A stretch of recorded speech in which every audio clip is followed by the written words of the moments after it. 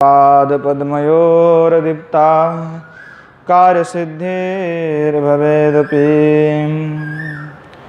आजानुलम्बितभुजौ कनकावदातौ संकीर्तनैकपितरौ कमलायताक्षौ विश्वाम्भरौ द्विजवरौ युगधर्मपालौ वन्दे जगत्प्रियकरौ करुणावतारौ संसारदुःखजलधौ पतितस्य कामः क्रोधादिनक्रमकरहैकबलीकृतस्य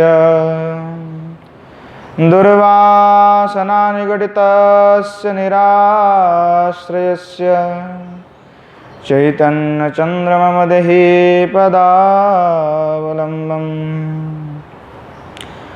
पञ्चतत्त्वात्मकं कृष्णं भक्तरूपस्वरूपकं भक्तावतारं भक्ताख्यं नमामि भक्तशक्तिकं गौररामसमारम्भाम् ईश्वरिणां च मध्यमाम् अस्मदाचार्यपर्यन्तं वन्दे गुरुपरम्पराम् वरहापीडं नटवरवपुः कर्णयोः कर्णिकारं बिभ्रद्वासः कनककोकिशं वैजयन्तीं शमालां रन्ध्रानवेन रधरसुधया पूरयन् गोपवृन्दैर्वृन्दारण्यं सपदरमणं प्राविशाद्गीतकीर्तिः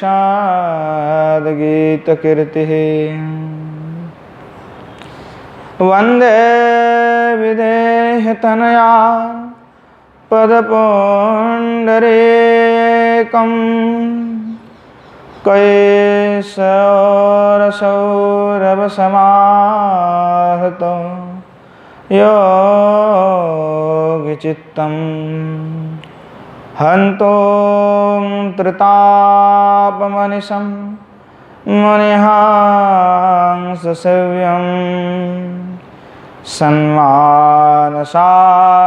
सन्मानशालिपरिपीत परागपुञ्जं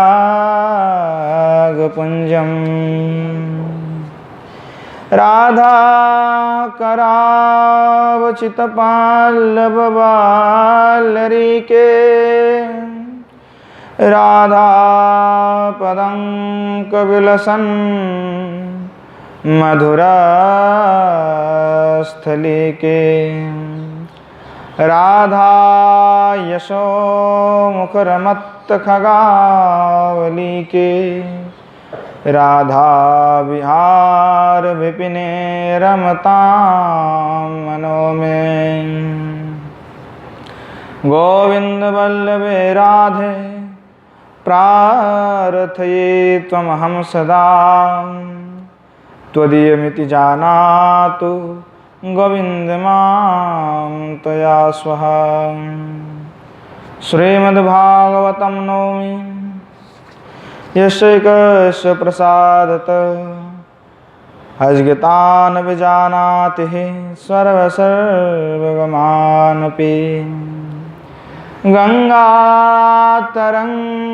गंगातरङ्गरमणीय जटाकलापं गौरी निरन्तरविभूषितवामभागं नारायणप्रियमनङ्गमदापहारं वाराणसीपुरपतिं भज विश्वनाथं श्रीरूपं साग्रजं वन्दे रघुनाथं कृपामयं श्रीजीवं भट्टजुगं च सज्जनसुखदायकम् येषां सहजस्निग्धानां पादरेणुमभीक्ष्णसा सर्वविघ्नविनाशाय शिरसा धारयाम्यहम् वृन्दायै तुलसी दिव्यै प्रियायै केशवस्य च कृष्णभक्तिप्रदे देवी सत्यवत्यै नमो नमः।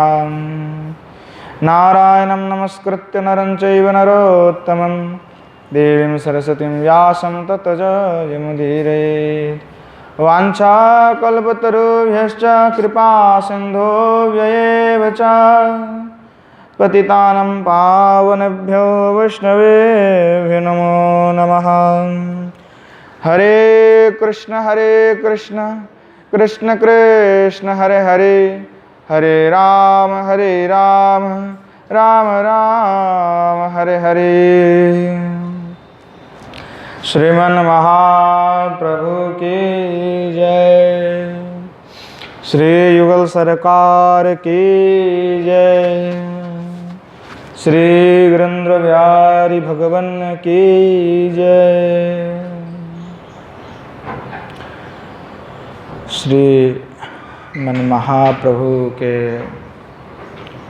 अनुकंपा और कृपा कटाक्ष से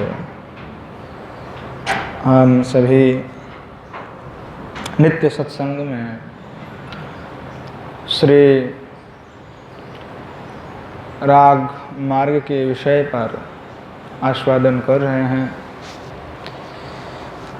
रागानुगा भजन के विषय पर आस्वादन कर रहे हैं। पूर्व में यह प्रसंग चल रहे थे कि भाव में सबसे मधुर भाव ही श्रेष्ठ है, और उस मधुर में भी जो समर्थार्थी जो ब्रज के गोपियाँ हैं, और ब्रज के गोपियाँ में भी जिनका भाव उपपत्ति है और प्रक्रिया भाववती है, उनका भाव ही सबसे ही श्रेष्ठ है और सबसे उत्कर्षजनक है। तो पूर्व में हमने यह जाना कि जो धाम है अर्थात जो नित्य लीला जो है दो प्रकार के, एक तो नित्य लीला है और एक प्रकट लीला है। तो प्राकृत चक्षु के अंतराल में जो लीला होता है अर्थात प्रपंच के गोचर जो लीला नहीं है, अर्थात साधारण लौकिक मनुष्य के सामने जो लीला नहीं दिखाई पड़ता अर्थात अंतराल में होता है, वह लीला जो है अप्रकट लीला है अथवा नित्य लीला है। और जो लीला जीव चक्षु के गोचर में होता है और वह जन्म आदि क्रम से क्रम अनुसार जो लीला होवे उसको कहते हैं क्रम लीला अथवा प्रकट लीला। और प्रकट और अप्रकट ये दोनों लीला का ही स्थान है श्रीधाम ब्रजमंडल। तो पूर्व में यहाँ प्रश्न था कि अगर कोई कहता है, नहीं कोई कहता भी है कि श्री भगवान जो है भौम ब्रज में विहार करके अपने धाम के स्वात स्वयं ही अप्रकट हो गए हैं, अतः इस भौम वृंदावन में अब कोई लीला नहीं होता है और यह भौम वृंदावन में अब श्री भगवान नहीं है। अर्थात यहाँ जो भौम वृंदावन है यह साधक के एक सिद्धि प्रदान के क्षेत्र भजन स्थली है, पर यहाँ पे कोई भी भगवान के लीला और नहीं होता है। ये किसी व्यक्ति का, कई लोगों का मत है, अलग अलग व्यक्तियों का मत है। तो इसका यहाँ शास्त्र सम्मत मत नहीं है और शास्त्र के उचित बात नहीं कहा है। भक्ति रसामृत सिंधु में श्री जीव गोस्वामी प्रभुपाद टीका लिख करके सिद्धांत दिए कि विमानेन तेषां परम वैकुंठ प्रस्थापनञ्च प्रापंचिक जनस्य वंचनार्थम प्रपंचितम। अर्थात विमानेन तेषाम, अर्थात विमान में मतलब जो रथ हैं, पुष्पक रथ आदि के जैसे जैसे विमान हैं, उस विमान में आरोहण पूर्वक ब्रजवासी गण के सहित श्री भगवान महावैकुंठ अर्थात गोलोक में प्रवेश किया है। यह जो प्रवेश है वह प्रापंचिक लोक को वंचना करने के लिए प्रपंचित हुआ है। श्री जीव गोस्वामी पाद लिख रहे हैं, परम वैकुंठो प्रस्थापनंचा प्रापंचिक जनस्य वंचनार्थम। अर्थात जो श्री भगवान विमान के साथ ब्रज को छोड़कर के गोपियों को लेकर के अप्रकट हुए कि गोलोक में पहुंच गए, महावैकुंठ में प्रवेश किया, ऐसा भी दिखाई पड़ता है। पर यहाँ क्या है तो कह रहा है जीव गोस्वामी बात की ये लोक को दिखाने के लिए बस प्रापंचिक जनस्य, तत् जो ये संसार के जितने प्रापंचिक में फंसे हुए लोग हैं उन प्रापंचिक लोगों को बस दिखा रहे हैं। किस लिए दिखा रहे? कि वो प्रापंचिक लोगों को वंचना करने के लिए, प्रापंचिक जनस्य वंचनार्थम, वंचना करने के लिए प्रपंचितम, ऐसा प्रपंच श्री भगवान ने किए। वस्तुतस्तु तदृश्य वृंदावनस्य एव प्रकाश विशेषो प्रवेशनम प्रवेश्य च तत्र स्थितानाम प्रकट अप्रकाशनामेषु प्रकटो चर प्रकाशस्तुर अंतर्भावनम कृतम। कि वस्तुतः जो भगवान ने प्रपंच किया,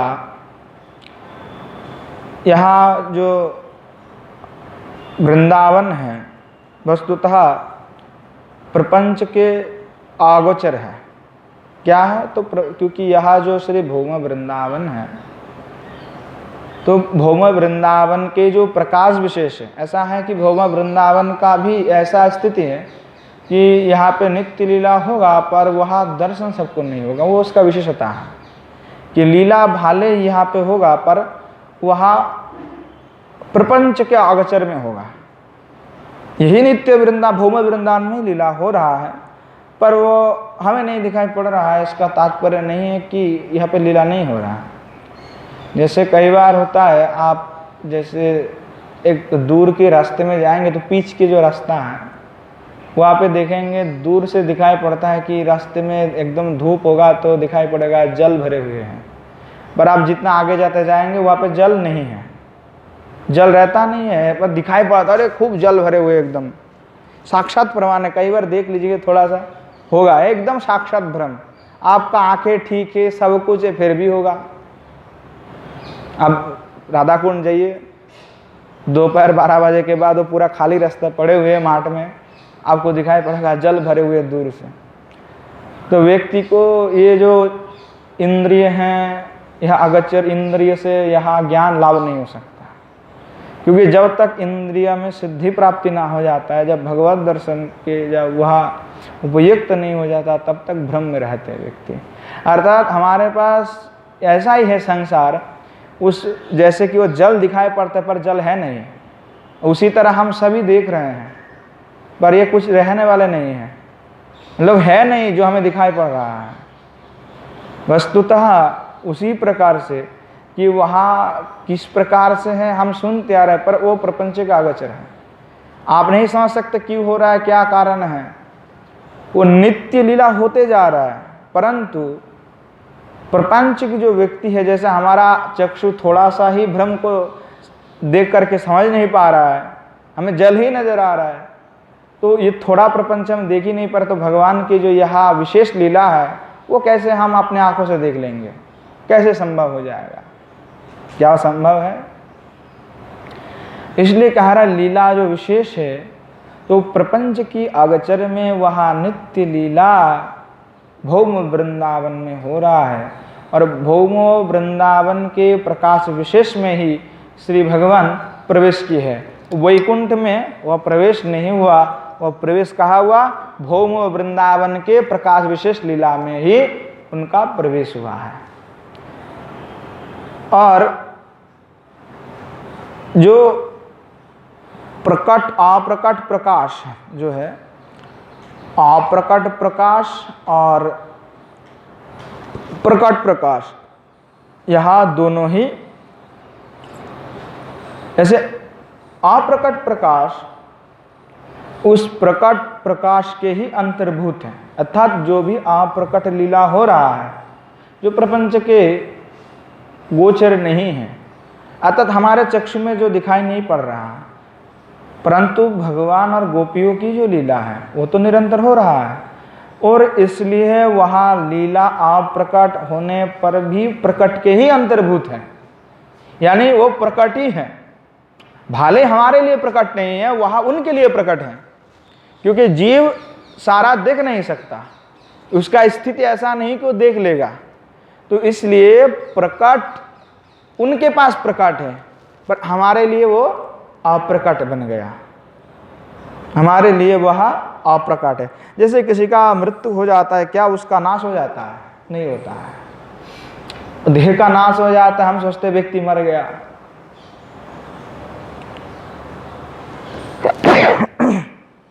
क्या वो मर जाता है? नहीं मरता है। वो तो उनका आत्यंतिक नाश तो नहीं हुआ ना, अभी तो बस थोड़ा नाश हुआ है। यह संसार की भौतिक जो शरीर था उसका नाश हुआ है, अभी पूर्णतः तो उनका नाश हुआ ही नहीं, वो तो है पहले से ही, और ना उसका कभी नाश हो सकता है। अगर आप कह देते हैं नाश हो गया, तब तो आप चार बात मान रहे हैं। अगर शास्त्र की दृष्टि से देखेंगे तो उसका नाश हुआ ही नहीं, अभी तो स्वर्ग में जाएगा कि नरक में जाएगा, कहाँ क्या भोगेगा, फिर वापस आएगा, दूसरा शरीर धारण करेगा। पर आपकी चक्षु से वो नहीं दिखाई पड़ रहा है, आप उनको नहीं देख सकते। तो इस प्रकार से जो वहाँ भी लीला है वो आपको नहीं दिखाई पड़ रहा है, क्योंकि आप उसके लिए योग्य नहीं है। तो इसी के कारण कह रहा है कि जो अप्रकट लीला हो रहा है वह प्रकाश के ही, प्रकट लीला के ही अंतर्भूत है। इसलिए दृष्टांत भी दे रहा है, यथा प्रकट लीलागता षोडशो सहस्र महिषी विवाह श्री नारद दृष्ट योग माया वैभवे सर्वांत पूर्वभ्यो सुधर्मा प्रवेशे च तादृशत्वम इति। श्री जीव गोस्वामी पाद कह रहे हैं कि जब श्री नारद भगवान द्वारिका में पधारे तो श्री नारद भगवान वहाँ पे जाकर के उन्होंने देखा कि श्री भगवान जो है 16 सहस्त्र गोपियों के साथ एक ही क्षण में, एक ही साथ में सबके साथ विराजमान है।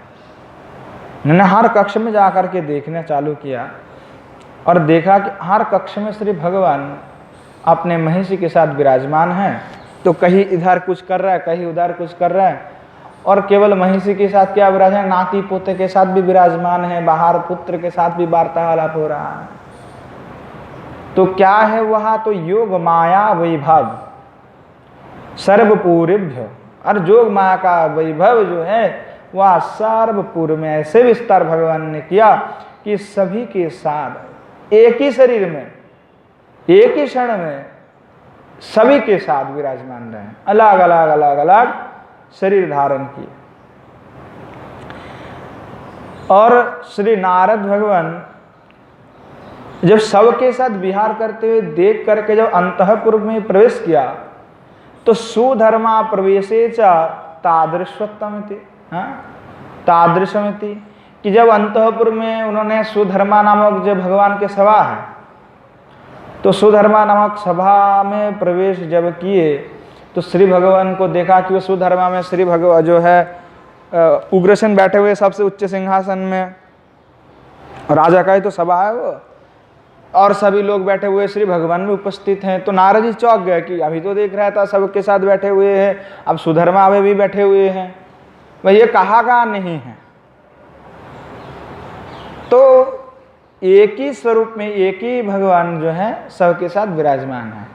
तो श्री जीव गोसाई पाद कह रहे हैं, जिस प्रकार से महिषी के साथ सबके साथ विराजमान होने पर भी सुधर्मा में भी श्री भगवान विराजमान है, इसी प्रकार श्री भगवान जो है इस भौम वृंदावन में कि तादृश तम इति वृंदावन एवं रहस्य प्रकाश विशेषो सर्व ब्रजवासी भी सह श्रीमन्नंद नंदिनेनो नित्य अवस्थिति कृतेति अवगतम। और श्री जीव गोसाईपाद इस उदाहरण दे करके कह रहे हैं कि ठीक इसी प्रकार, तद्रूप इसी प्रकार भौम वृंदावन के कोई एक रहस्यमय प्रकाश विशेष में जो समस्तो ब्रज परिकर के साथ श्री ब्रजेंद्र नंदन श्री नंद नंदन लीला करते। कैसे? तो जिस प्रकार से सुधर्मा सभा में भी है और वहाँ सब इस महिषी के साथ भी विराजमान है, तो इसी प्रकार ब्रज में भी श्री भगवान अप्रकट नहीं हुए, प्रकट ही हैं। जैसे सुधर्मा में है और महिषी के साथ भी हैं, तो इनको सभी को लग रहा है कि श्री भगवान तो हमारे पास ही हैं। तो इसीलिए यहाँ पे भले अभी वर्तमान में ना हो, पर यहाँ पे भौम वृंदावन के एक रहस्यमय प्रकाश विशेष, मतलब यह कोई रहस्यमय ऐसा प्रकाश है उनका जो कोई समझ नहीं सकता, जो नहीं कोई देख सकता, प्रपंच के अगोचर है। और प्रपंच में फंसे हुए लोग प्रपंच को ही देखेगा। अब जो प्रपंच से मुक्त हो चुका है उनको वहाँ दर्शन होगा, उनको साक्षात यहीं पे दर्शन होगा कि ब्रज में लीला हो रहा है।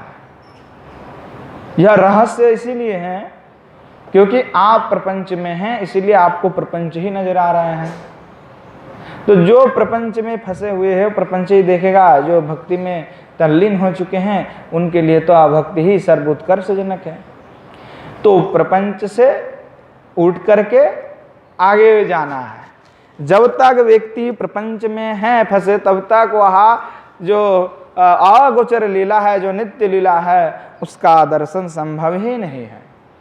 इसीलिए संसार की बंधन से उत्तीर्ण होकर के व्यक्ति को प्रपंच को त्याग करके यहाँ अप्रपंच जो धाम है उसमें प्रवेश करना होगा, तभी जाकर के वह अप्रपंच लीला जो अगोचर लीला है तभी उनका आस्वादन हो सकता है, नहीं तो वह आस्वादन कभी होगा नहीं। तो यहाँ जो प्रकट प्रकाश जो वृंदावन के और अप्रकट प्रकाश है, तो वृंदावन के अप्रकट प्रकाश हो चाहे प्रकट प्रकाश हो, इन दोनों प्रकट अप्रकट लीला में श्री वृंदावन धाम की जो है स्थिति कैसे है, तो नित्य है, वहाँ स्थिति नित्य है। इसलिए हम इस वृंदावन को केवल साधन क्षेत्र अथवा साधक की सिद्धि क्षेत्र नहीं कह सकते, यह लीला क्षेत्र भी है। और कौन से लीला का, तो चाहे आप प्रकट कहो चाहे अप्रकट कहो, दोनों लीला ही यहीं पे ही हो रहा है। और जो गोलोक में उनका प्रवेश है वह केवल प्रपंच को लोगों को धोखा देने के लिए ही श्री भगवान ने किया है। असली में तो श्री भौम वृंदावन में ही नित्य लीला और प्रकट लीला हो चाहे अप्रकट हो, दोनों ही लीला इस वृंदावन में ही हो रहा है। और उसका स्थिति भी नित्य है, ऐसा नहीं कि कुछ क्षण के लिए इधर करेंगे कुछ क्षण के लिए उधर करेंगे, ऐसा नहीं, नित्य स्थिति है उनका। जिस प्रकार से वही द्वारका में सबके साथ विराजमान है, तो चाहे उधर भी हो और इधर भी है, वही वहां पे जो है यही पे वो है, कोई भिन्नता नहीं हो, नित्य स्थिति, युगपत नित्य स्थिति है उनका। और वृंदावन एवं रहस्य प्रकाश विशेष, अतएव वृंदावन लीलायाम तस्य निहातो कंसता च निर्दिष्टा पाताल खंडे अहो अभाग्यम लोकस्य न पीतम यमुना जलम गो गो गोपिका संग यत्तु क्रीडति कंसहा। और बोधायन कर्म विपाके च कि गो गोपावृत गोविंदाराधने गोविंद गोविजन वल्लभेश इत्यादि। श्री जीव गोस्वामी पाद प्रमाण उद्धृत करके कह रहे हैं कि श्री गोलक जो है वहाँ गोकुल का ही वैभव है। जो गोलोक है वो गोकुल का ही वैभव प्रकाश है। और इसके विचार करके श्री रूप गोस्वामी पाद लघु भागवतामृत में कहा, यत्तु गोलोको नाम स्याद तत्तु गोकुल वैभवम, अर्थात कि वैभव जो शब्द उन्होंने कहा इसका उद्देश्य जो है कि महात्म्य के दृष्टि से गोलोक की उत्कर्ष थोड़ा विशेष है, उत्कर्षजनक महात्म्य, इसलिए उन्होंने विशेष शब्द का प्रयोग किया। और इसका अर्थ है कि जो लोग माधुर्य का अनुभव में समर्थ नहीं है उनके लिए ही श्री गोलोक का उत्कर्ष प्रतीत होता है। अर्थात जिनको ब्रज की माधुर्य को जो नहीं जानता, जो ब्रज की माधुर्य का अनुभव ही नहीं किया और समर्थ नहीं है, जीव गोस्वामी पाद कह रहे हैं, रूप गोस्वामी पाद कह रहे हैं कि जिनको ब्रज की गोपियों का प्रेम का महात्म्य ठीक से नहीं पता चला, अनुभव नहीं हुआ और ब्रज की भूम वृंदावन की जो माधुर्य को जो उन्होंने आस्वादन नहीं कर पाया, जो असमर्थ है, उनके लिए तो गोलोक की उत्कर्ष प्रतीत होता है। और ऐश्वर्य की दृष्टि से, ऐश्वर्य के साम्य होने के कारण गोलोक एवं गोकुल का ऐक्य एक होने पर भी माधुर्य प्रधान होने के कारण गोकुल की जो उत्कर्ष गोलोक से भी ज़्यादा सुनाई पड़ता है, दिखाई पड़ता है, क्योंकि यहाँ पे माधुर्य का थोड़ा सा ज़्यादा है। और भौम वृंदावन की तो बात ही अलग है, वो तो गोलोक गोकुल आदि उसी के अंदर ही आते हैं, भले ही पर वृंदावन की महात्मा और भी ज़्यादा है ब्रज के, भले ही वह ब्रज में है पर स्थान विशेष का महात्मा अधिक है, स्थान विशेष का निर्देश कर रहे हैं। जैसे गोलोक वृंदावन कहेंगे तो पूरा आ जाएगा आभि के लिए, पर आभि ये नहीं है, स्थान विशेष का, क्योंकि गोकुल के जो साधन हैं और ब्रज के ब्रज वृंदावन के जो साधन है उसमें थोड़ा अंतर्भाव भेद है उसमें भी, इसीलिए वहाँ पे गोकुल का जो उत्कर्ष जो थोड़ा सा गोलोक से भी अधिक है, क्योंकि माधुर्य यहाँ पे है। पर ऐश्वर्य की दृष्टि से दोनों ही समान है, ऐश्वर्य दोनों में समान है, साम्य है उसमें ऐश्वर्य का। तो बृहद गौती में तंत्र में स्वयं भगवान ने कहा कि ईदम वृंदावनम रम्यम मम धामैव केवलम यत्र जे पशवा पक्षी मृगा कीटा नराधमा।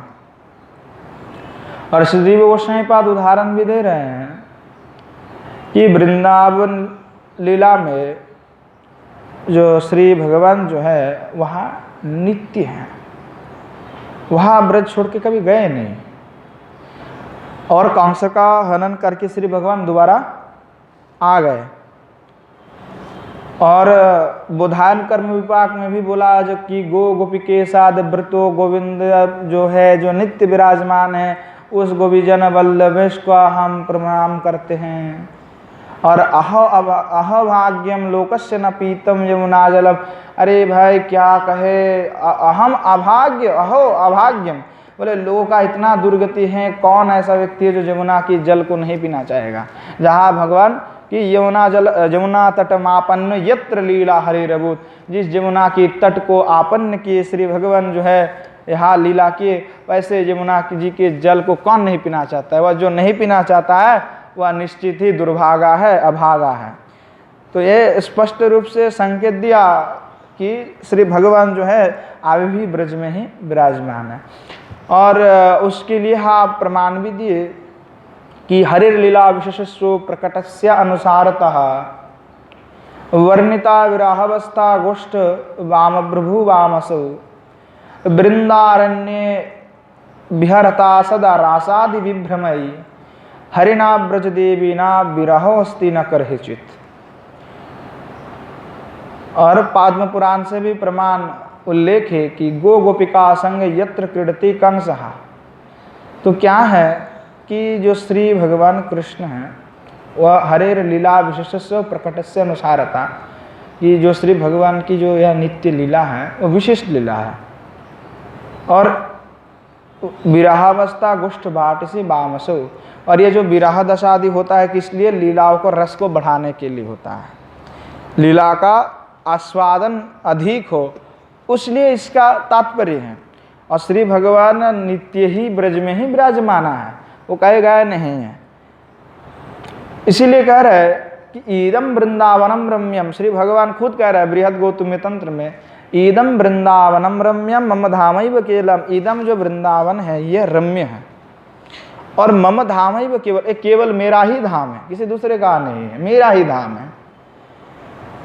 तत्र ये पशवहा पक्षी मृगा कीटा नरा मरा, कह रहे हैं ये बसंती ममाधिष्णे मृता जानती ममालयम, कि यह परम रहस्य जो वृंदावन है वह मेरा ही एकमात्र धाम है, मेरे ही निवास स्थान है। और यहाँ जितने भी पशु पक्षी कीट मनुष्य देवता आदि जो भी यहाँ पे मेरे निकट में वास करते हैं, वे इनकी ध्यान के बाद मेरे ही आलय में गमन करते हैं। ये वसंती ममाधिक्य, ये जो शब्द भगवान ने प्रयोग किया कि ममाधिक्य, तो वर्तमान काल का प्रयोग हो रहा है, मतलब यहाँ प्रकट हूँ मैं, मेरे पास जो रहता है, तो जब भगवान कह रहा है तो नित्य वर्तमान काल क्यों लगाया? अब तो है नहीं ना यहाँ पे, अगर होगा तभी ना व्यक्ति वर्तमान काल लगाएगा, अब जब है नहीं तब वर्तमान क्यों लगाया कभी? कि ममाधिक्य ये वसंती, बोले कि जो वास करता है मेरे पास में, तो मेरे पास में मतलब आप जो वास करते हैं, मतलब आप पुराना तो है नहीं, वर्तमान भी कह रहा है यहाँ पे, वर्तमान ही लगा है। तो यहाँ अभी भी जो मेरे पास में वास करते हैं ममाधिक्य, इससे प्रकट हो जाता है कि श्री भगवान जो है नित्य ही यहाँ पे विराजमान हैं। और इसी को कह करके ही श्री भगवान जो है खुद ही कह रहा है कि मैं यहीं पे नित्य मेरा वास है, भले ही प्रपंच के मैं गोचर नहीं हूँ, पर मेरा निवास जो है नित्य यहीं पे है। और मृता जानती ममालयम, और मृता जानती ममालयम, इस वाक्य से अप्रकट लीला हो रहा है। ममालयम का अर्थ हो गया कि जो प्रपंच जैसे उनका मृत्यु होगा तो वह भी अप्रपंच लीला में प्रवेश कर जाएगा। अप्रपंच लीला में कई पशु पक्षी इत्यादि बहुत कुछ बन सकता है ना, वहाँ पे भी तो लीला का आस्वादन होगा। जिस प्रकार से जो पाप करेगा तो ब्रज में जन्म हो करके वह भोग करके फिर ब्रज में ही उनका उद्धार होगा, ब्रज के बाहर हो जाएगा नहीं है। तो इसलिए कह रहा है कि मृता जानती, जो मर जाता है वो मेरे ही आलय में जाता है। तो इससे अप्रकाश को लक्ष्य किया गया है। तो इसी के क्रम में श्री जीव गोस्वामी पाद कहते हैं कि श्री भगवान और भी कह रहा है, सर्वदेवो महेशाहम न त्यजामि वनम क्वचित, यह जो ब्रज है मैं कभी इसका त्याग ही नहीं करता। तो महेशा अहम, अतः सर्वदेवमय होने पर भी, मतलब सर्व देवता भी मेरे पास आ जाए और कहे प्रभु चलिए गोलक में, तो मैं नहीं जाता। सर्वदेव महेश्चा ना त्यजामि वनम क्वचित, मैं कभी भी इस ब्रज का परित्याग नहीं करता हूँ। वनम ना त्यजामि, मैं नहीं त्याग करता हूँ। आविर्भाव स्थिर भाव भवेन अत्र युगे युगे, अर्थात इसी वृंदावन में मेरा आविर्भाव और तिरभाव, इस दोनों रूप से मैं नित्य में विहार करता हूँ। युगे युगे अर्थात मैं सार्व समय हर युग में ही मैं हूँ, हर समय में हूँ, पर मेरा आविर्भाव और तिरभाव होता है। क्या है कि मैं आविर्भाव, कभी तो मैं प्रकट दिखाई पड़ता हूँ और कभी अप्रकट दिखाई पड़ता हूँ। तो प्रकट किनके पास, जो साधक सिद्ध हो जाता है, साधना क्षेत्र है या भी, तो साधना क्षेत्र में जब साधक साधन करके सिद्ध हो जाएगा तब उनके लिए क्या है कि वहाँ आविर्भाव है, उनके लिए भगवान प्रकट हैं। और जिनका सिद्धि नहीं हुआ, प्रपंच में है, प्रपंच लोक में है, उनके लिए भगवान क्या है, तो वह नहीं है, वह दृश्यमान नहीं है, पर वह दृश्यमान नहीं है। तो इसी प्रकार से वृंदावन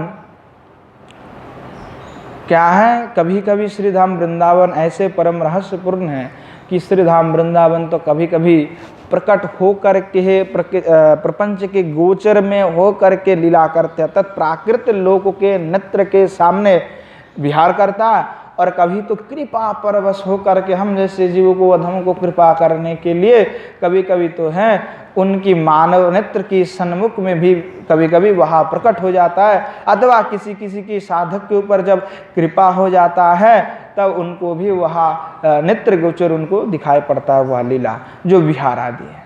इसी अभिप्राय में पद्म पुराण के पाताल खंड में भी वहाँ कहा, आहो अभाग इत्यादि श्लोक में जो कहा कि देखो वर्तमान काल का ही ऐसा प्रयोग है। तो वर्तमान काल का प्रयोग तभी होता है जब वर्तमान है, तो यह नित्य वर्तमान, इसीलिए वहाँ पे वर्तमान काल का ही प्रयोग किया गया है। और श्री यमुना गो गोपावृत गोविंद आराधने की जो श्री भगवान जो है गो गोप गोपिका के संग में नित्य विहार वे करते हैं। और इसीलिए प्रकट हो चाहे अप्रकट हो, ये दोनों लीला ही वैशिष्ट्यपूर्ण है और प्रकट के ही अंतर्भूत अप्रकट है।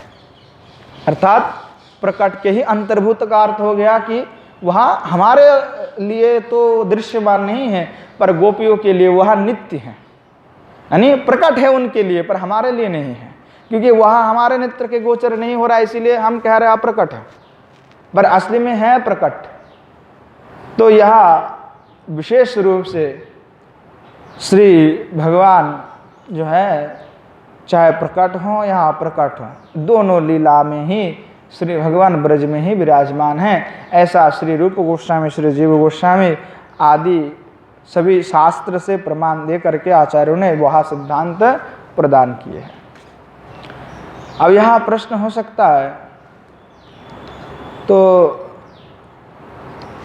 अब प्रकट हो या अप्रकट, तो प्रकट हो प्रकट अप्रकट लीला में अगर श्री भगवान एक ही स्वरूप में युगपत दोनों जगह में ही विहार करते हैं, फिर प्रकट प्रकाश में ही एक ही शरीर में वृंदावन, मथुरा, द्वारका में अनंत प्रकाश के साथ भिन्न भिन्न जो परिकर के साथ वे लीला करते हैं, तो श्री ब्रज सुंदरियों का अर्थात ब्रज गोपियों का विरह कैसे संभव हो सकता है? जब आप कह रहे हैं कि प्रकट हो चाहे अप्रकट हो, भगवान तो नित्य हैं, और भगवान आपने कह दिया, ठीक है मैंने मान लिया कि भगवान अनंत स्वरूप है, आपने उदाहरण भी दिया कि देखो द्वारिका में सबके साथ श्री भगवान महिषी के साथ विराजमान है, 16,108 के सभी के साथ विराजमान है, और सुधर्म सभा में भी है, उदाहरण दिए, भागवत का प्रमाण भी दिए। तो आप तो ये बात हमने मान लिया कि चाहे भगवान नित्य लीला में अनित्य लीला हो, और दोनों में ही श्री भगवान नित्य है, लीला है, दोनों ही नित्य हैं। अब चलो मान लिया, तो फिर भगवान का अनंत स्वरूप है, तो चलो द्वारिका में, मथुरा में, वृंदावन में अपना स्वरूप प्रकट किए, नित्य लीला कर रहे हैं। तो जब नित्य हैं तो आप ऐसे कैसे कह दिए कि ब्रज गोपियों का विरह होता है? जब व्यक्ति नित्य हैं तो विरह कैसे हो सकता है? गोपियों का विरह कैसे हो सकता है? कैसे हो सकती है विरह? आप यहाँ पे हमारा भी समझ में नहीं आ रहा है, व्यक्ति जो कहेगा तो हमें भी नहीं समझ में आ रहा है, आप बताइए हमको कैसे कह रहे हैं आप। तो श्री आचार्यपाद इसका उत्तर दे रहा है कि ब्रज गोपियों का जो प्रेम है वह कैसा है, विशेष अनुराग विशिष्टा है, और वे सब विशेष अनुरागवती हैं। तो ब्रज गोपियों का जो उत्कट विरह दिखा जाता है, अगर भगवान नित्य हैं तो उत्कट विरह नहीं हो सकता, कैसे संभव है ये? तो ब्रज गोपियों का जो विशेष अनुराग है, और अनुरागवती होने के कारण श्री भगवान में ही उनका पूरा सब कुछ लगा हुआ है, हर समय 24 घंटा उनका मन केवल श्री भगवान के ही प्रति है। अब श्री ब्रज गोपियों का जो प्रेम है वो कैसा है? तो स्वभावतः जो है वह उत्कंठामयी है, और कोई साधारण उत्कंठा नहीं, तीव्र उत्कंठामयी है। तो उत्कंठामयी होने के कारण, और श्री भगवान भी चाहता है विचित्र विचित्र लीला करना, तो विचित्र विचित्र विचित्र जो लीला का सिद्धि है, उस लीला की सिद्धि के लिए योग माया की प्रभाव से प्रकाश भेद में जो गोपियों का अभिमान होता है, अर्थात गोपियों का अभिमान है। क्या अभिमान है? कि कृष्ण हमारे पास में है, कृष्ण हमारे पास में नहीं है, ये अभिमान उनमें होती है। अब जैसे अभिमान होती है तभी तो ये सोचती है कि या कृष्ण मेरे पास है तब तो बहुत सुखी है, और जैसे कृष्ण नहीं है तब इनमें क्या होगा? विरह उत्पन्न होगी। अब योग माया की प्रभाव होता है इन पर, तो योग माया के प्रभाव के कारण श्री भगवान के प्रकाश भेद को देख करके, अर्थात इनका अभिमान का भेद होता है। जैसे भगवान की प्रकाश इनके सामने है तब तो अभिमान नहीं है, वो तो पास में है, ऐसा अभिमान होगा।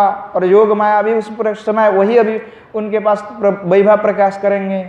अब इसलिए उनको लगेगा कि मेरे पास ही कृष्ण है, इसलिए उस समय उनका दुख संभव नहीं, विरह संभव नहीं। और जैसे योग माया उनके ऊपर प्रभाव देगा, फिर उनको लगेगा कि कृष्ण होते हुए भी हमारे पास नहीं है, तो उस समय उनका अभिमान क्या होगा? कृष्ण नहीं है, और उस कारण से विरह उत्पन्न होगी।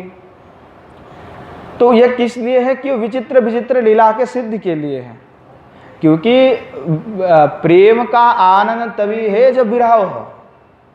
व्यक्ति आपके पास जब तक है तब उसका महात्म्य आप नहीं देंगे। अब 1 साल 2 साल 4 साल 5 साल 10 साल रह लिए, उसके बाद आप बोरिंग हो जाएंगे, लगेगा अरे चलो इतने साल रह लिए, थोड़ा मतलब पहले पहले तो प्रेम होता है, पहले पहले इस जगत में भी जब दिखा जाता है, पहले पहले एक स्त्री पुरुष को देखता है तो पहले पहले तो बहुत अच्छा लगता है कि पहले पहले बात कर ले मीठा। हाँ, पहले अपना स्वरूप नहीं प्रकट करते कोई भी, पहले तो मीठा मीठा बोलते हैं कि ताकि हमारा काम बन जाए, तो मीठा मीठा पहले बोलते हैं। अब पहले कोई दोष नहीं देखते, ना कुछ बोली जाती है, पहले पहले तो अच्छा लगता है। 1-2 साल फिर बात कर लिया, फिर शादी वादी हो गया, फिर 2-4 साल देखने के बाद देखो अब दिखना हो जाता असली रूप स्वरूप, है ना, असली जो कहानी तो अब चालू होने वाला है। अब जब एक दोनों दूसरे का देख लेता है तब दोनों एक कभी कोई पहले तो पहले कभी झगड़ा भी नहीं होता है, झगड़ा होने से पहले ही लोग संभाल लेते हैं, पर उसके बाद तो झगड़ा हो जाता है। तो भाई क्या कभी कभी तो इतना झगड़ा होता है, कभी कभी डिवोर्स भी हो जाता है, मतलब संपर्क में विच्छेद भी हो जाता है। अगर प्रेम तीव्र है, जगत का भी उदाहरण दिए हैं आचार्यवाद ने, कई जीव गोस्वामी ने भी दिए हैं कि यह जगत का प्रेम कहीं सबसे बड़ा उदाहरण दिया जा सकता है, पर यह जगत का लौकिक उदाहरण है। फिर भी क्या है कि इसके ऊपर कोई उदाहरण है नहीं ना, अब क्या दिया जाए। तो देखा जाता है कि जब विरह उत्पन्न हो जाता है तो प्रेम होता है, तो फिर रहा भी नहीं जाता है, भले ही झगड़ा होता है, भले ही अशांति है, फिर भी चलो मन मान ही लेता है, तो फिर मनाने की भी कोशिश होता है। तो इस प्रकार से क्या होता है कि अभिमान होता है, किस लिए? विचित्र सिद्धि। तो विरह में प्रेम सबसे उत्कट होता है। जब व्यक्ति हमारे पास में है तब तक तो धीरे धीरे धीरे बोरिंग लगता है, और जैसे ही वो चले जाएंगे, अगर प्रेम है तो फिर उनके बिना रहा नहीं जाता, फिर लगता है कि भाई कैसे करके फिर दोबारा मना लिया जाए उनको। ऐसा ही है सबका स्थिति, ज़्यादातर स्थिति ऐसा ही है। तो यह उसी प्रकार विचित्र लीला है, ये भी तो विचित्र मनुष्य का जीवन है, और ये विचित्र ये कोई सोच के भी नहीं रखता कि ऐसा होगा। सब चाहते कि सुख शांति में जीवन जी जाए, पर ये होता नहीं है, हो ही जाता है, ये अपने आप स्वाभाविक है।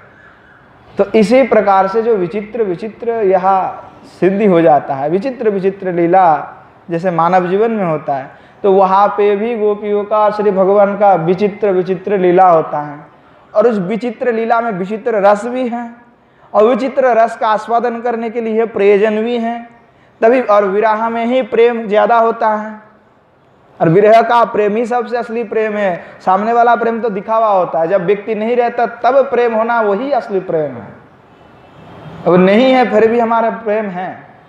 तो गोपियों का यही दशा है कि जब श्री भगवान है तब तो ठीक है, जब नहीं है तो और भी प्रेम बढ़ जाता है, उनकी प्रेम और भी बढ़ जाती है।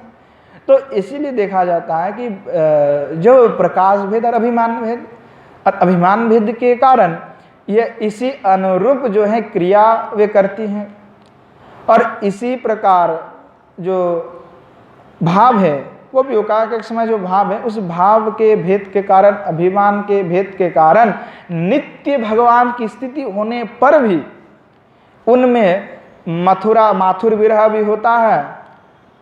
और श्री भगवान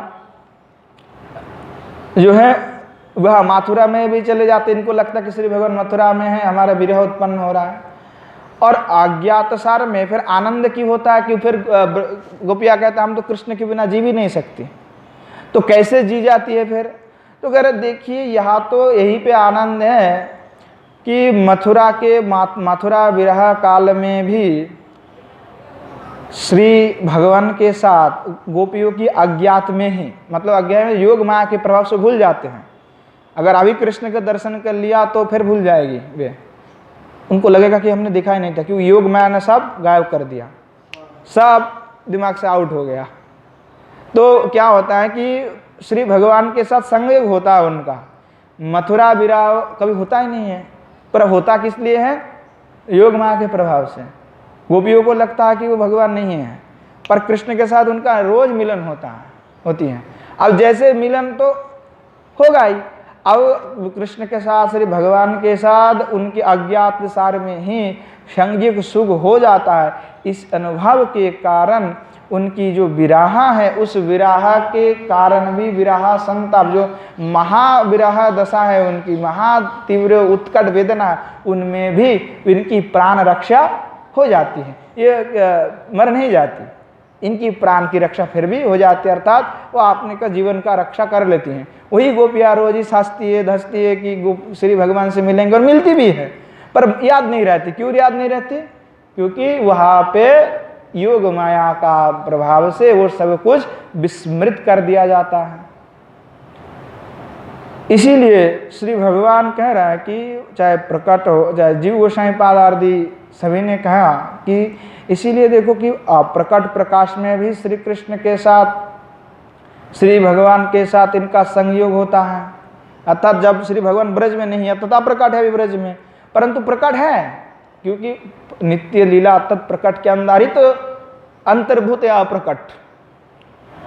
तो श्री भगवान का जब यहाँ पे नहीं होने पर भी उनके हृदय में तीव्र वासना के कारण, अनुभाव के कारण क्या दशा उत्पन्न हुआ कि श्री भगवान यहाँ पे नहीं हैं, और इसलिए विरह भी हुआ, विरह भी इनमें उत्पन्न हुई।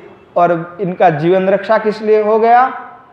क्योंकि श्री भगवान के साथ इनका मिलन भी हो रहा है। अब जैसे अप्रकट प्रकाश में श्री भगवान के साथ संयोग होने पर भी मथुरा का जो विरह है, वह जो तीव्र उत्कंठा है, वह ऐसे ही दृश्यमान हो जाता है। इसीलिए क्योंकि प्रकट जो प्रकाश है, उस प्रकट प्रकाश का जो अभिमान है वह वर्तमान इनमें रहती है। इसीलिए अप्रकट प्रकाश में भी श्री ब्रज सुंदरियों का अभिमान क्या है? तो पर क्या अभिमान है। और चाहे वह प्रकट हो चाहे अप्रकट हो, दोनों में ही स्थिति क्या है भाई? पर क्या है। और दोनों में ही क्या है? तो यह अभिमान भी है और दोनों लीला ही नित्य हैं। तो चाहे आप भगवान यहाँ पे रहे या ना रहे, उनका स्थिति तो नित्य ही है, परंतु अभिमान के कारण जब श्री भगवान यहीं पे रहेगा, नित्य होने पर भी अभिमान के कारण उनका याद नहीं रहती, तो इसलिए इनका विरह उत्पन्न हो जाता है। और ये श्री भगवान जब प्रकट है तब तो है ही है, तब तो आनंद है। तो यह अभिमान के कारण है और विचित्र लीला आस्वादन के कारण ही है। तो इसीलिए योग माया के द्वारा श्री भगवान जो है लीला रस की पुष्टि साधन कराते हैं।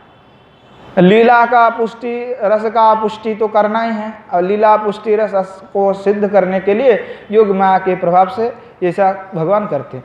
अब भगवान करते हैं, पूर्व में भी यह श्री जीव गोस्वामी पाद ने सिद्धांत दिया कि देखिए कि श्री भगवान तो आपने स्वरूप को भी भूल जाता है, गोपिया भी भूल जाता है अपने स्वरूप के, श्री भगवान भी योग माया के प्रभाव से उस समय स्मृत भूल जाता कि मैं भगवान हूँ। वह भूलना पड़ता है। योग माया को उन्होंने कह कर रखा कि मेरे को भी भूलवा दियो, क्योंकि उनका ही शक्ति है तो सामर्थ्य है। तो जीव गोस्वामीपाद आदि सभी आचार्य ने कहा कि देखो भगवान तो उसमें अपना स्वरूप भी भूल जाता है, क्योंकि स्वरूप भूलेगा नहीं तब अलग लीला का आनंद नहीं आएगा। तो इसीलिए स्वरूप भूलना है। जब स्वरूप में रहेगा फिर तो भाई उनमें ऐश्वर्य रहेगा, कहाँ असुर वसुर मारेगा, आप थोड़ी लीला रस सदन करेगा। तो इसीलिए वो स्वरूप भूल जाते हैं। तो इसीलिए कहा कि गो गोपियों के साथ परिवृत जो गोविंद है उनकी आराधना में यदा अधिक आनंद उत्पन्न होता है। और भगवान इसीलिए नित्य यहीं पे हैं।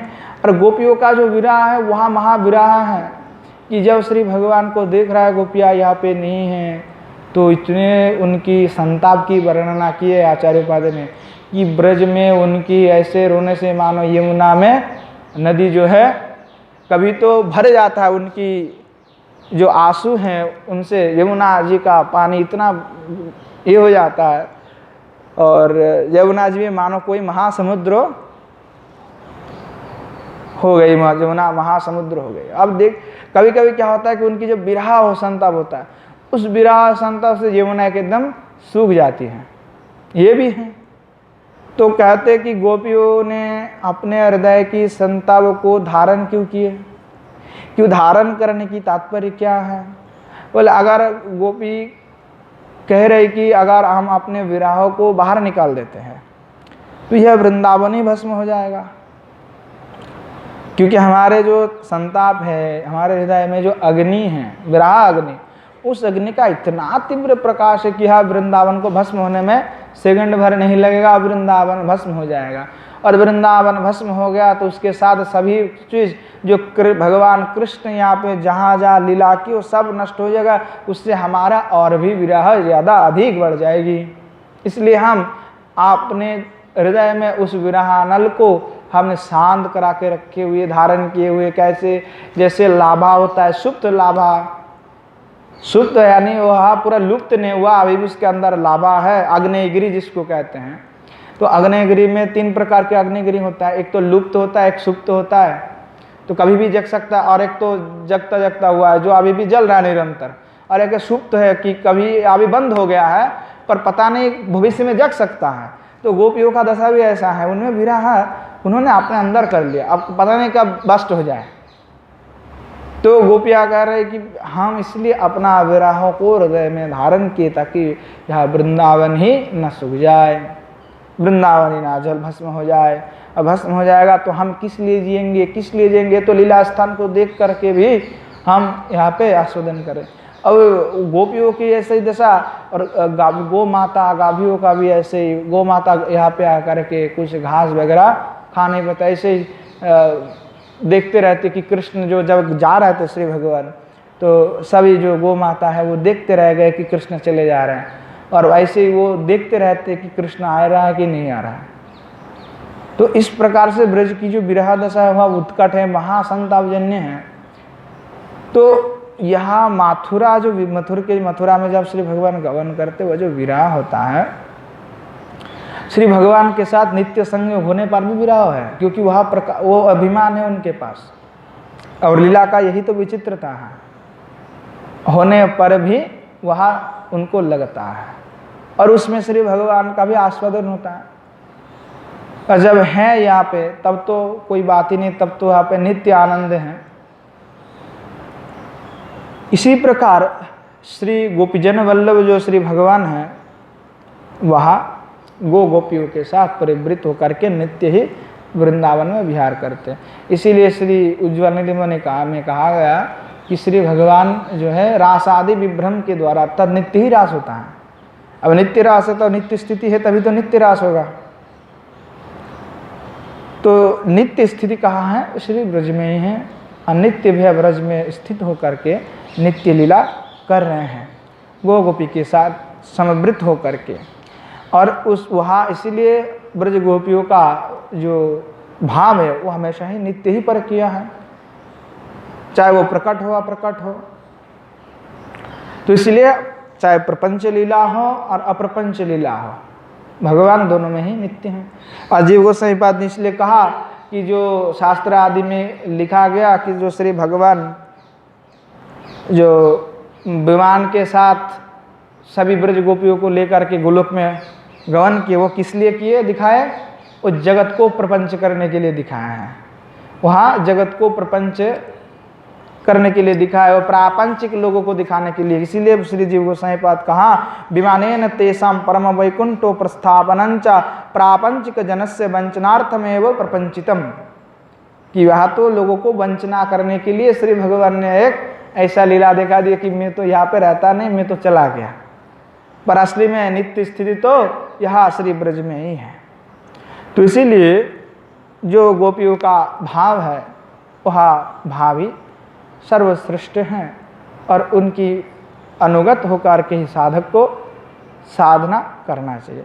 और श्री गोपी गण जब श्री ब्रजमंडल में ही जब स्थित हैं और नित्य लीला भी यही पे हो रहा है, तो इसीलिए श्री जीव गोसाई पाद आदि ने कहा कि ये इसको हम साधना सत्र केवल नहीं कह सकते, ये साधना सत्र तो है ही है, पर साधना सत्र के साथ साथ ये नित्य लीला स्थली भी हैं, और नित्य लीला स्थली है। इसलिए साधक जब साधना यहाँ पे करता है तो स्फुरन भी होता है, सिद्ध भी हो जाता है, तो लीला यही पे दर्शन होता है। अनेकों साधु संत महात्मा के जीवनी भरे पड़े हुए हैं, जिनमें साक्षात श्री ब्रज में श्री भगवान को देखा कि ये गो चरा रहा है, श्रीमती किशोरी जी के साथ विराजमान है, निकुंज में है। हाँ, जो योगपीठ का साधन है उसमें निशाब कुंज है, नित्य निभृत कुंज में लीला हो रहा है, तो वहाँ लीलाओं का दर्शन भी हो रहा है साधकों को। कैसे हो रहा है? क्योंकि उसका उत्कर्ष भी क्यों हो रहा है? क्योंकि श्री भगवान यहीं पे नित्य हैं। इसीलिए श्रीधाम ब्रज में नित्य भगवान के निवास होने के कारण यहाँ पे जो आश्रय करके, धाम आश्रय करके जो भजन है वह करना सबसे अधिक महात्मपूर्ण है, और उससे अधिक फल मिलता है, अधिक कि जल्दी ही सिद्धि प्राप्ति हो जाता है। क्योंकि यहाँ भगवान की नित्य स्थिति है, और नित्य स्थिति के कारण यहाँ के जो प्रकृति हैं और जो प्रकृति का स्थिति है वह भी उसी प्रकार के हैं, क्योंकि भगवान के नित्य स्थिति के कारण यहाँ पे सब कुछ ही मनहार हैं। प्रभुपाद सरस्वती पाद ने अपने वृंदावन महिमा अमृत में इसका विस्तार किए हैं। तो श्री वृंदावन को साधना सत्र नहीं अपितु यह लीला स्थली भी करके कहा गया कि नित्य लीला स्थली यही है। और श्री भगवान जिस प्रकार गोलक में विराजमान है उसी प्रकार नित्य लीला श्री ब्रज में ही कर रहे हैं। और कैसे? तो युगपत रूप से कि वहाँ पे हो रहा है इसका मतलब यहाँ पे नहीं हो रहा, ऐसा नहीं, यहाँ पे भी वह लीला नित्य हो रहा है। तो इसलिए श्री जीव गोसाई पाद आदि सभी ने सिद्धांत दिए कि जब श्री भगवान का नित्य स्थिति नित्य लीला वहाँ परकीय भाव में ही हो रहा है, इसीलिए परकीय भाव में ही उपासना करना सबसे श्रेष्ठ है। और गोपियों की अनुगत्य में अर्थात उसी लीला स्थली को अवलंबन करना चाहिए, क्योंकि नित्य लीला ही पे हो रहा है, तो लीला स्थली का अवलंबन भी यही का होना चाहिए। और लीला स्थली का अवलंबन करते हुए यहाँ जो गोपीजन वल्लभ है उन गोपीजन वल्लभ का अर्थात गोपियों का अनुगत होकर के गोपीजन वल्लभ का श्री भगवान का उपासना करना चाहिए। और यही एकमात्र साधका का कर्तव्य है और भावना है, परकिया होना चाहिए। क्योंकि अगर पति भाव हो जाएगा तब तो स्वकीय भाव हो जाएगा, तो वह जो महाभाव है महापरमत्कर्ष वह प्राप्त नहीं हो सकता। अब शक्य होगा तो शक्य का ही भाव उत्पन्न होगा, और जब मधुर वात्सल्य होगा तो वात्सल्य का ही उनका अनुभव होगा। अगर मधुर करेंगे तो मधुर में भी जो भेद है, केवल मधुर कहने से हो नहीं जाएगा, मधुर का भी तो भेद है। और उस भेद को जान करके केवल जो परम पृष्ठ जो परम श्रेष्ठ में जो परकीय भाव में गोपियों के भाव में ही एकमात्र भजन करना कर्तव्य है। इसी प्रकार से जीव गोस्वामी पाद आदि सभी आचार्यों ने ग्रंथ से प्रमाण अनेकों दे करके सिद्धांत निरूपण कर दिए। इसीलिए श्री भगवान का नित्य स्थिति जो है ब्रज ही सभी आचार्य ने स्वीकार किया, और समस्त ग्रंथ आदि में इसी प्रकार से उसका सिद्धांत भी दिए हैं कि यहाँ पे श्री भगवान जो है यमुना पुलिन में वह श्रीमती किशोरी जी के साथ देखो वहाँ नित्य विहार कर रहा है और नित्य उस निकुंज में गमनागमन हो रहा है, नित्य श्रीमती किशोरी जी के साथ विराजमान है और विहार तो नित्य ही है, विराजमान है। तो उनकी विषाद हैं और विषाद के कारण, जब विरह के कारण श्रीमती किशोरी जी में महाभाव का विभिन्न दशाएं उत्पन्न हो जाती हैं। तो श्रीमती उन सब में श्रेष्ठ है, महाभाववती है, इसलिए श्रीमती किशोरी जी में ज़्यादा विरह का प्रभाव दिखाई पड़ती है और इसीलिए श्रीमती किशोरी जी निरंतर ही महाभाववती रहते हैं कि उनके लिए क्षण भर के जो विरह है वह अनंत काल के विरह के भांति उनके पास लगती है। और जिसीलिए श्री भगवान जैसे ही मानो कभी अगर थोड़े देर के लिए चले गए, श्रीमती किशोरी जी का अनुभव होता है, जाते ही नहीं है, पर नित्य लीला है जो हो रहा है तो उसमें यहाँ अनुभव के भेद के कारण दिखाई पड़ता है, श्री भगवान नहीं है। श्रीमती अभिमानी होकर के फिर उस समय में श्रीमती का वहाँ विरह जो है उत्पन्न हो जाती हैं। तो इसीलिए जो समर्थारती हैं अर्थात जो प्रौढ़ा है वह वर्धित होकर के महाभाव को दशा को प्राप्त करा देते हैं। इसीलिए जो विमुक्त होते हैं अर्थात विशेष करके मुक्त हैं, विमुक्त का अर्थ होता है विशेष करके मुक्त, ऐसे जो विमुक्त लोग हैं उन विमुक्तों के लिए समर्थारति ही साधन करना यज्ञ है। और विमुक्त जितने भी व्यक्ति हैं वह क्या करता है, वह भी ढूंढता है कि हमें भी यहाँ समर्थारति के अनुगमन करना चाहिए और समर्थारति के ही अनुगमन करके यहाँ भजन करना चाहते हैं कि यमेवो रति प्रोढ़ा महाभाव दशम व्रजेत या मृग्या सद विमुक्तानाम भक्तानाम च वरीयसाम। जो विमुक्त हो चुके हैं ऐसे व्यक्ति सभी चाहता हैं कि हमें भी गोपी भाव प्राप्त हो जाए, गोपी की भाव में हम भी भजन कर लें। और इसीलिए क्योंकि समार्थारति में ही ऐसे ही एकमात्र ऐसे परम महाभाव परम महात्कर्ष प्राप्त होता है और महाभाव और कोई रति में यहाँ उपलब्ध नहीं और किसी भाव में नहीं होता है वो। और इसीलिए इस दशा को महाभाव दशा को प्राप्त करने के लिए जो हैं विमुक्तोगण सब समय इस रति को ढूंढते रहते हैं। ढूंढने का तात्पर्य है कि भागवत आदि शास्त्र में देखा जाता है अनेकों मुनि तपस्या की है, 10 ग्रंथ है, 10 श्लोकी भाष्य। 10 श्लोकी भाष्य में श्री राधा कृष्ण गोस्वामी पाद ने उदाहरण दिए, उठाए पद्म पुराण के प्रमाण कि भृगु ऋषि ने 60,000 साल तक तपस्या किया और तपस्या करके वो तपस्या इसलिए कर रहे थे कि हमें गोपियों का स्वरूप मिल जाए और हम गोपी स्वरूप में हमारा जन्म हो जाए, हम थोड़ा सा उस रस का आस्वादन करेंगे। तो उन्होंने 60 साल तक तपस्या किया तो कोई फ़ायदा नहीं हुआ। 60,000 साल तक तपस्या किया तो कोई फ़ायदा नहीं हुआ, ना ही उनका गोपी स्वरूप प्राप्त हुआ, ना ही उनको भगवत दर्शन हुआ। तो ब्रह्मा जी का ही आ गए एक दिन उनके पास, क्या कि तुम्हें बहुत दिन से देख नहीं रहा हो, क्या है, तुम क्या कर रहे हो। अब भृगु जी तो उनको प्रणाम आदि किए, बोले कि महाराज हम क्या कहे, हम तो चाह रहे थे हमें भी थोड़ा, देखो जाबाली ने तो गोपी स्वरूप प्राप्त कर लिए, ये उपनिषद श्रुतियाँ भी गोपी स्वरूप प्राप्त कर ली, हाँ गायत्री देवी भी स्वरूप को प्राप्त कर ली, और तो हम क्या बताएं कि यह जो ब्रह्म विद्या है ये भी देखो तपस्या कर करके इन्होंने भी प्राप्त कर ली स्वरूप को, बाकी तो हम ही रह गए कि हमें स्वरूप तो नहीं प्राप्त हुआ। देखो दंडकारण्य के 16,000 मुनि ऋषि ने भी प्राप्त कर ली, अब हम ही रह गए हैं कि हमें नहीं प्राप्त हुआ। तो हम सोच रहे थे कि हमें भी थोड़ा सा गोपी स्वरूप मिल जाते हैं, हम भी वह रस का आस्वादन करना चाहते, भगवान की परम पद को पाना चाहते हैं। तो ब्रह्मा जी बोले भाई यह तो तपस्या से नहीं प्राप्त हो सकता, यह तो तपस्या के आप चाहे कुछ भी कर लो उससे कोई प्राप्त नहीं होगा, जब तक गोपियों का आपके ऊपर कृपा नहीं हो जाती तब तक प्राप्त नहीं होगा।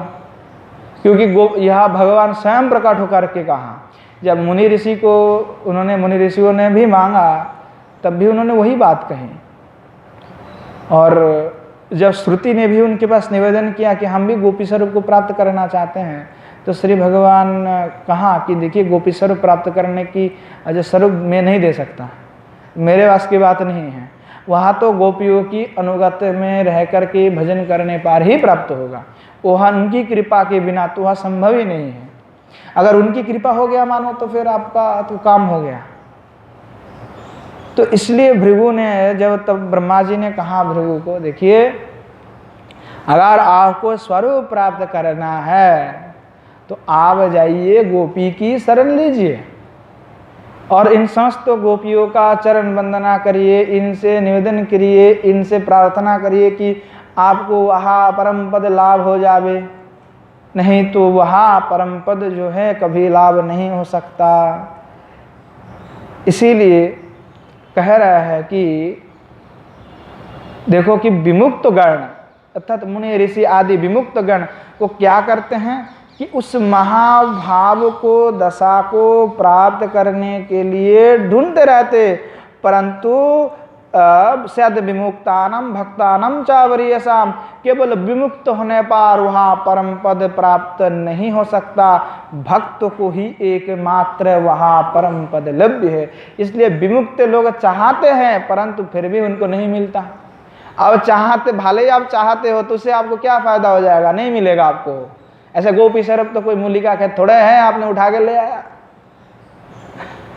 उज्ज्वल नीलमणि में श्री लिखे है गोस्वामी पाद की भाई विमुक्त लोग ढूंढते रहते इसको कि हमें भी चाहिए, मिलते नहीं है, मिलते नहीं है। कहां से मिलेगा, मिलना असंभव है, क्योंकि मिलेगा तभी जब गोपियों की कृपा तो उन पर बरसेगी तभी होगी, नहीं तो संभव ही नहीं है। तो इसलिए कि श्री उज्ज्वल ने विमुक्त तो तुम भले ही हो जाओ, अर्थात संसार से मुक्त हो जाओ, ज्ञानी बन जाओ, कोई फायदा नहीं है, तुमको नहीं मिलने वाला। इसीलिए भृगु को नहीं मिला। इसलिए ब्रह्मा जी ने आज्ञा किया कि जाओ पहले गोपियों की शरण ले लो, गोपियों की सानिध्य प्राप्त करो, गोपियों का अनुगत हो जाओ, उनकी शरणापन्न हो जाओ, तब जाके तुम्हें वहाँ स्वरूप मिल जाएगा। तो भृगु जी कौन है भाई, श्री भगवान के वक्षस्थल पे जाकर के जिन्होंने अपना शरीर चरण से आघात करके करने का समर्थ रखता हो, ऐसे महामुनि को भी वहाँ परम पद उपलब्ध नहीं हो रहा है, तो वहाँ क्या साधारण के लिए उपलब्ध हो सकता है इतने आसानी से। तो इसका तात्पर्य व्याख्यान करके 10 श्लोकी में कहा। इसीलिए जब बड़े बड़े इतने उच्च कोटिस्थ मुनि ऋषि का जब प्राप्त नहीं है तो साधारण कर्मकांडी और कर्म के द्वारा कैसे प्राप्त होगा, ये भक्ति असंभव, ये नहीं होता। इसीलिए ऐसे व्यक्तियों को इन भक्ति में कोई अधिकार भी नहीं है और उनका प्रवेश कभी इस पर होता भी नहीं है। जब तक भगवत कृपा ना हो जाए, जब तक उसमें भक्ति ना आ जाए, जब तक भक्त ना बनेगा, तब तक वहाँ परम पद कभी भी प्राप्त उनको नहीं हो सकता। इसीलिए कहा यमेवोरति प्रौढ़ा महाभावो दशामृत जाम मृग्या सद्विमुक्तानाम भक्तानाम च वरीयसाम। तो इसीलिए जो श्री भगवान हैं उद्धव जी जब ब्रज से लौटते समय उन्होंने निश्चय किया कि देखो इस ब्रज के धरणी तल पर यहाँ पे सभी ब्रज गोपियों का जन्म सफल है, क्योंकि श्री भगवान के साथ इन्होंने लीला किया, श्री भगवान के साथ प्रत्यक्ष उनका दर्शन हुआ, प्रत्यक्ष उन्होंने समस्त रसों का आस्वादन किया। क्योंकि यहाँ श्री भगवान जो सर्वात्मा जो श्री कृष्ण हैं, उन्होंने यहाँ पे दिव्य महाभाव इन सभी को प्रदान की और दिव्य महाभाववती होकर के वे सभी दिव्य महाभाव का आस्वादन किया। और जो बड़े बड़े मुमुक्षुजन हैं कि एता परम तनुभृतो भूपि गोपवद्धो गोविंद एवमखिलात्मनिरूढ़ भावा वाञ्छति यद् भवभियो मुनयो वयं च किं रम्यजन्मभिरणन्त कथा रसस्य। कहा कि यहाँ संसार के जितने भी मुमुक्षजन हैं और जितने भी बड़े बड़े मुनि ऋषि हैं, यहाँ उनको प्राप्त नहीं हो रहा है और इस ब्रज गोपियों ने वही प्राप्त कर लिए हैं। हाँ, इनकी महिमा और हम कितना वर्णन करें, सोचते रह गए। पहले तो वे कह रहे थे उद्धव जी कि मुनि ऋषि सब आपकी पद का वंचना करते, हमें भी आपका यह भक्ति प्राप्त हो जाए। हाँ, कह रहे आपका जो भाव है हमें भी प्राप्त हो जाए। पहले उद्धव जी ने कहा, विश्वनाथ चक्रवर्ती जो टीका लिखा उस टीका में उल्लेख है, विश्वनाथ चक्रवर्ती लिखते उद्धव जी ने कहा, तो उद्धव जी ने बाद में सोचा कि जो बाद में कहा आशामहरण चरण जुषामहम से वृंदावने किमपि गुलमुलतोषधी नाम, जो श्लोक उन्होंने बाद में कहा, पहले उन्होंने कुछ और ही कहा कि मुमुक्ष आदि तो आपका ये भाव को ढूंढते फिरते आप हमें भी वह भाव प्राप्त हो जाए। वो भाव वो भी चाहते, उनको मिलते भले ही नहीं है पर वो भी तो चाहते हैं हमें भी प्राप्त हो जाए, मैं आपसे निवेदन करता हूं।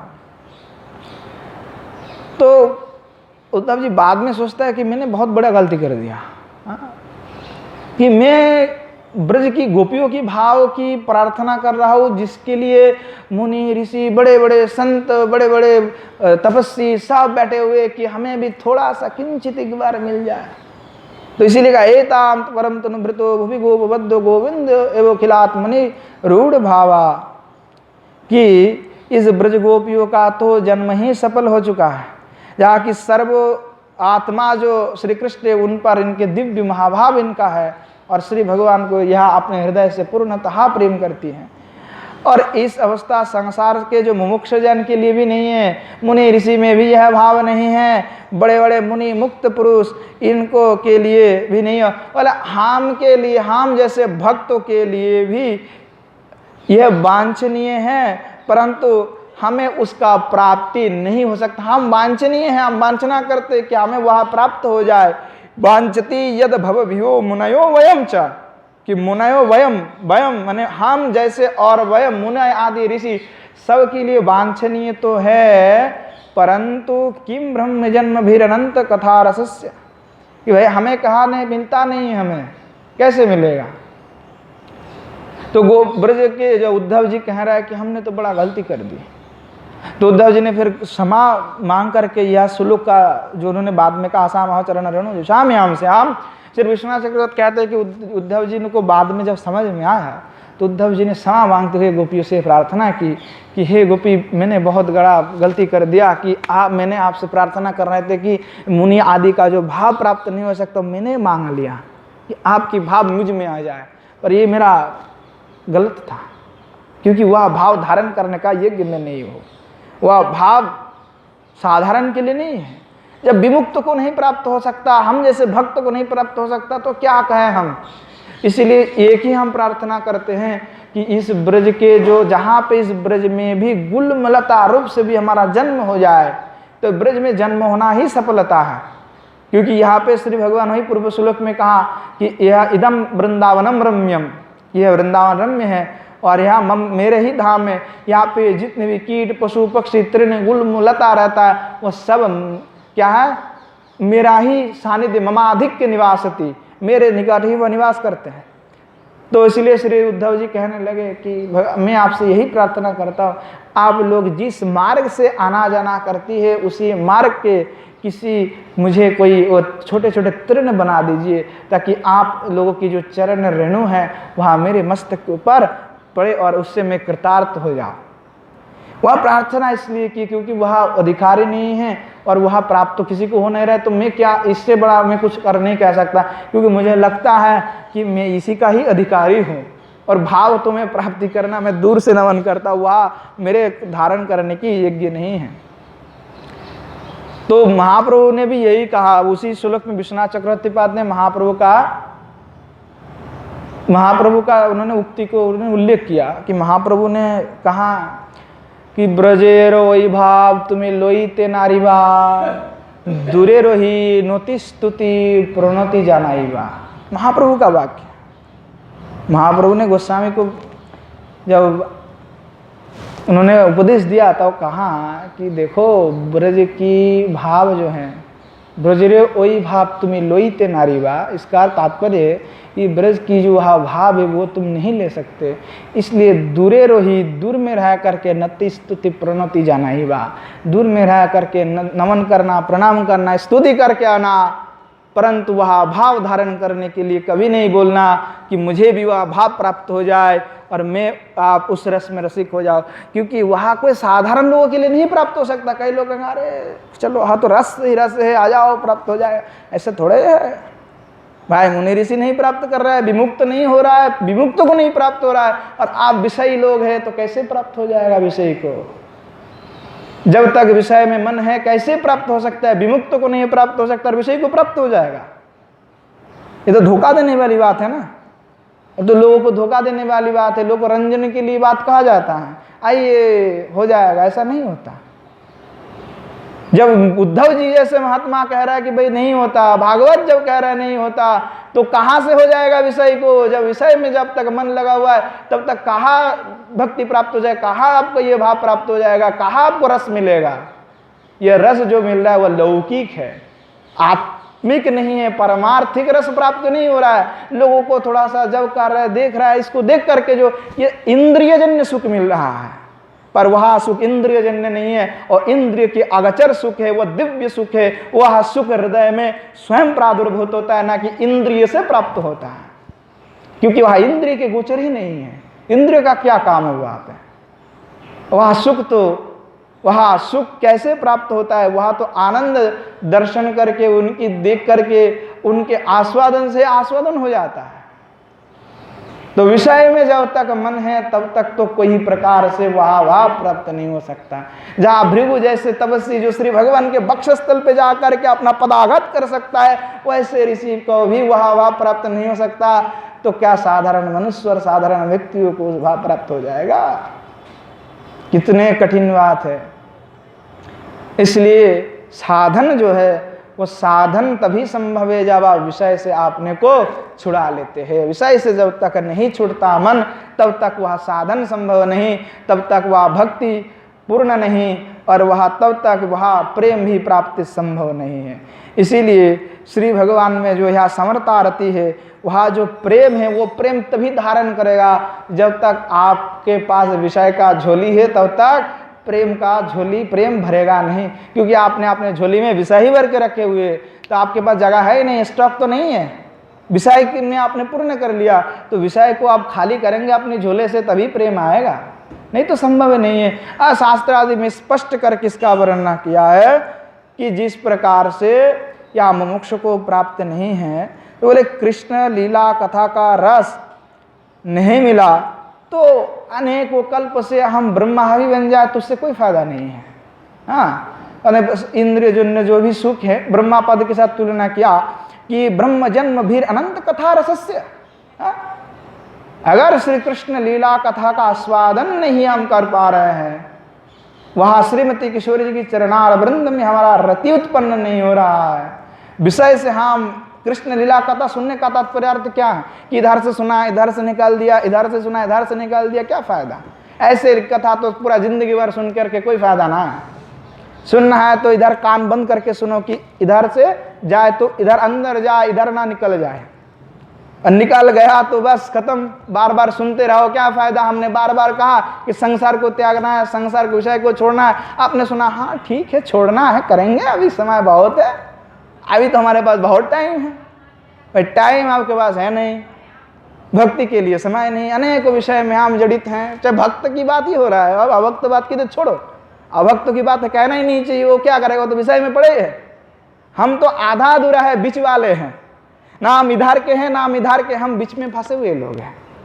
जैसे पहले होता था ना, वो जब मशीन होता, आटा का चक्की होता था पहले, तो आटा के चक्की, चावल के जो चक्की होता था वो दोनों तरफ बड़े बड़े पत्थर होता था, तो हम बीच में फंसे वाले व्यक्ति हैं।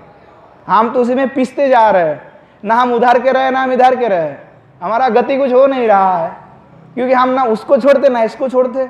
आधा तो नाम पे ले कि भगवान को हम पकड़े हुए हैं, और आधा इधर क्या है, विषय को पकड़े हुए हैं। तो वह हमारा तो इधर से कभी खिंचाव पड़ता है तो उधर चले जाते हैं, और उधर से खिंचाव पड़ता है तो इधर चले आते हैं। तो ये हमारा जिंदगी में होते जा रहा है, और हम पूर्णतः उसको छोड़ भी नहीं पा रहे हैं। तो विषय जब तक आपका मन लगा हुआ है, तब तक वहां महादिव्य प्रेम कैसे प्राप्त हो जाएगा? अरे आसक्ति नहीं हुआ, रति उत्पन्न नहीं हुआ, निष्ठा नहीं उत्पन्न हुआ, कहाँ महाभाव प्राप्ति हो जाएगा, कहाँ राधा भाव प्राप्ति हो जाएगा? यह कैसे संभव है? क्या शास्त्र आचार्य पद ने सब मिथ्या बक दिया है। आचार्य पद ने कहा कि जब तक निष्ठा नहीं होता, रति नहीं होता, आसक्ति नहीं छूटता, अभिमान नहीं छूट जाता, हिंसा देश इत्यादि नहीं छूट जाता, तब तक तो रति उत्पन्न नहीं हो सकता। जब तक रति नहीं उत्पन्न हो जाता तो निष्ठा नहीं हो सकता, निष्ठा नहीं होगा तो आसक्ति नहीं होगा, आसक्ति नहीं होगा तो प्रेम नहीं उत्पन्न होगा, और प्रेम नहीं उत्पन्न होगा तो भाव तो आएगा ही नहीं। तो भाव आएगा तब जो करके तो वह परिवर्तित होगा, प्रेम प्राप्त हो जाएगा, सिद्धि की अवस्था उत्पन्न होगी।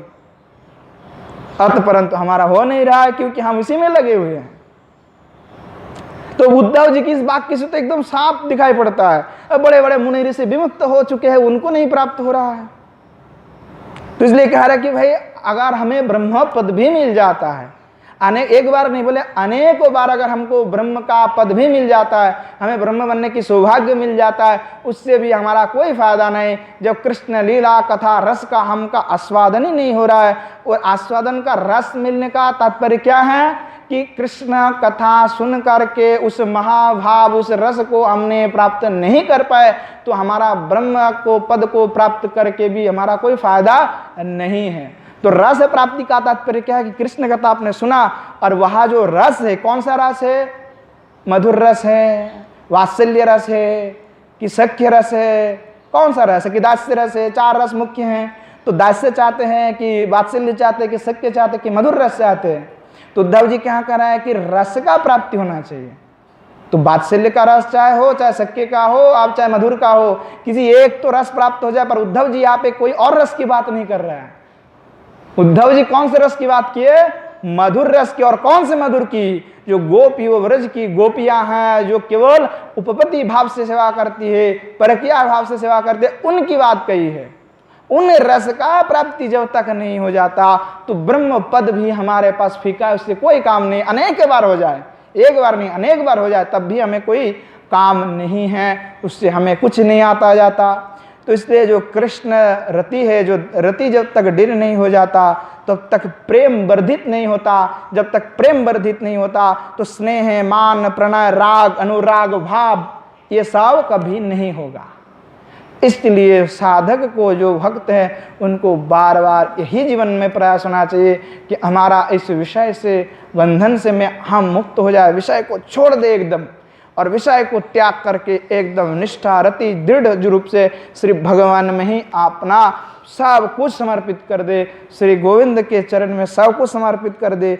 श्री किशोर जी की श्री चरण अरविंद आपने आपको आत्मसमर्पण कर दे, और श्री महादिव्य प्रेम के ओर बढ़े, और उस प्रेम को प्राप्ति करने के लिए यहाँ संसार बंधन को त्याग करके केवल एकमात्र शरणा हो जाए, और इससे एकमात्र प्रेम लाभ संभव है। इसके बिना कभी यह संभव नहीं है।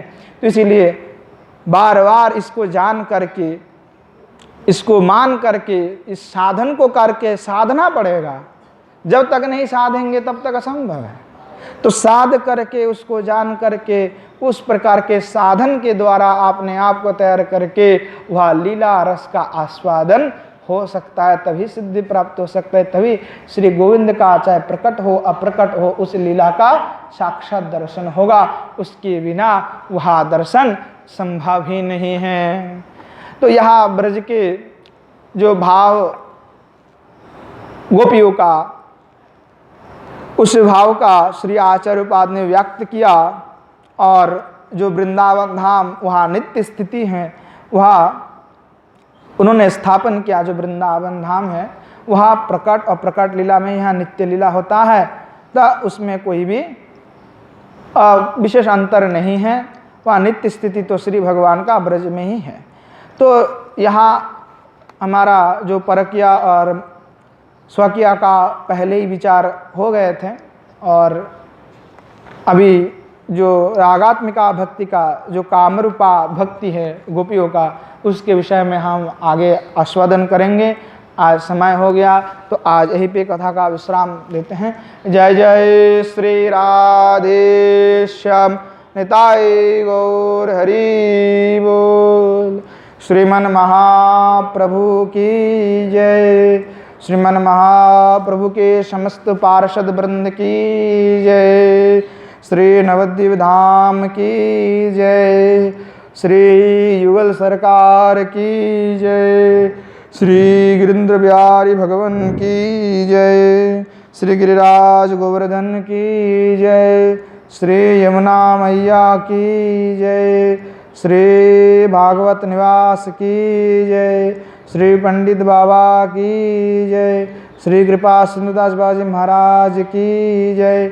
श्री विष्णुदास बाजी महाराज की जय। समस्तो संतो वैष्णव भक्त वृंद की जय। आपन आपन गुरु गोविंद की जय। जय जय श्री राधेश्याम।